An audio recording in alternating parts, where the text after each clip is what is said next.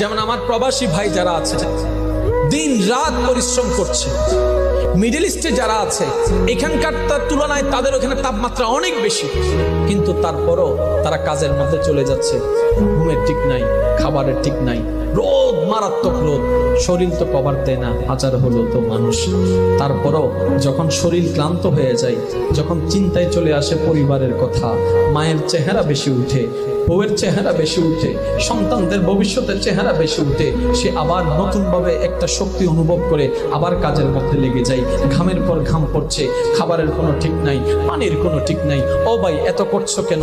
এত কষ্ট কেন সহ্য করছো? আমার যুবক ভাই, আমার সে প্রবাসী ভাই বলবে, আমি যদি কষ্ট করার কারণে, একজনের ত্যাগের কারণে যদি 5 জনের মুখে হাসি ফুটে, এটাই আমার জন্য পাওয়া, এটাই আমার জন্য পাওয়া, আমার জন্য পাওয়া।